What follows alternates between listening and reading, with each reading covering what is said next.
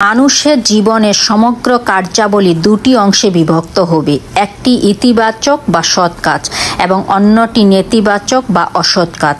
ইতিবাচক অংশের অন্তর্ভুক্ত হবে সত্যকে জানা ও মেনে নেয়া এবং সত্যের অনুসরণ করে সত্যের খাতিরে কাজ করা। আখেরাতে একমাত্র এটি হবে ওজনদার, ভারী ও মূল্যবান।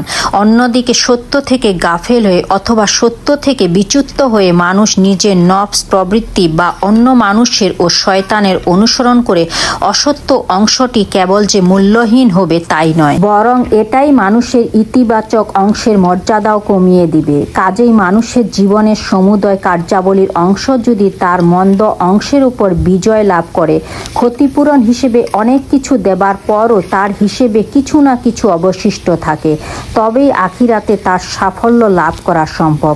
আর যে ব্যক্তি জীবনের মন্দ কাজ সমস্ত ভালো কাজকে মূল্যহীন করে দেবে, তার অবস্থা সেই দেউলিয়া ব্যবসায়ীর মতো যার সমুদয় পুঁজি ক্ষতিপূরণ ও দাবি পূরণ করতে করতে শেষ হয়ে যায় এবং এরপরও কিছু কিছু দাবি তার জিম্মায় অনাদায়ী থেকে যায়। আল্লাহর ওজন হবে ন্যায়, তুলনায় সেদিন ওজর ও সত্য হবে পরস্পরের সামর্থক। সত্য বা হক ছাড়া কোনো জিনিসের সেখানে কোনো ওজন থাকবে না, আর ওজন ছাড়াও কোনো জিনিসের সত্য সাব্যস্ত হবে না। যার সাথে যতটুকু সত্য থাকবে সে হবে ততটুকু ওজনদার ও ভারী।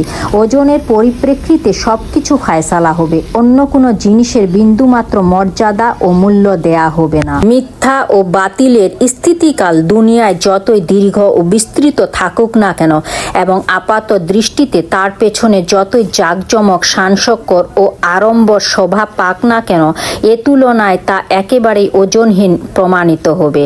বাতিলপন্থীদেরকে যখন এ তুলনায় ওজন করা হবে, তারা নিজেদের চোখেই দেখে নেবে দুনিয়ায় দীর্ঘকাল ধরে তারা যা কিছু করেছিল তার ওজন একটি মাছির ডানার সমানও নয়।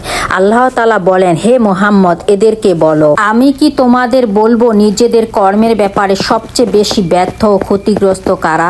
তারাই যাদের দুনিয়ার জীবনে সমস্ত প্রচেষ্টা ও সংগ্রাম সবসময় সঠিক পথ থেকে বিচ্যুত থাকত এবং যারা মনে করত যে তারা সব কিছু সঠিক করে যাচ্ছে।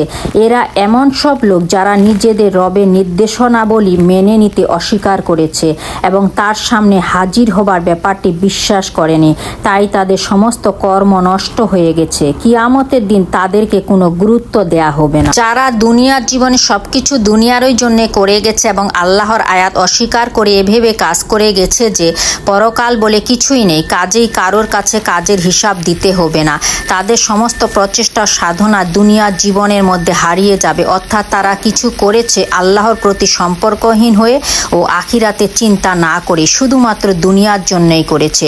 দুনিয়ার জীবনকেই তারা আসল জীবন মনে করেছে, দুনিয়ার সাফল্য সচ্ছলতাকেই নিজেদের উদ্দেশ্যে পরিণত করেছে। কিসে আল্লাহর সন্তুষ্টি এবং তার সামনে হিসাব দিতে হবে এ কথা কখনো চিন্তা করেনি।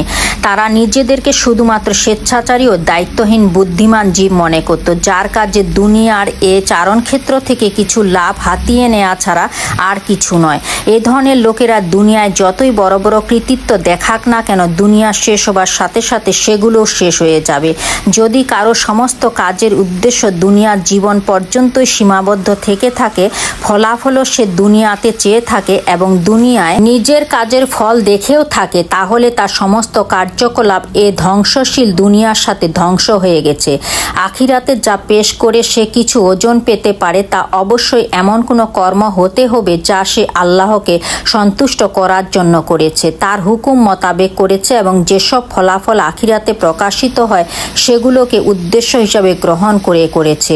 এ ধরনের কোনো কাজ যদি তার হিসাবের খাতায় না থাকে, তাহলে দুনিয়ায় সে যা করেছিল সবই নিঃসন্দেহে বৃথা যাবে। সুতরাং মিজানের পাল্লাকে ভারী করার জন্য আল্লাহ নির্দেশিত ও রাসূলুল্লাহ সাল্লাল্লাহু আলাইহি ওয়াসাল্লামের প্রদর্শিত পথে নিজেদেরকে পরিচালিত করুন। আল্লাহর দেয়া আল কোরআন পড়ুন এবং সেই অনুযায়ী নিজের ব্যক্তিগত, পারিবারিক ও সামাজিক জীবন গড়ে তুলুন।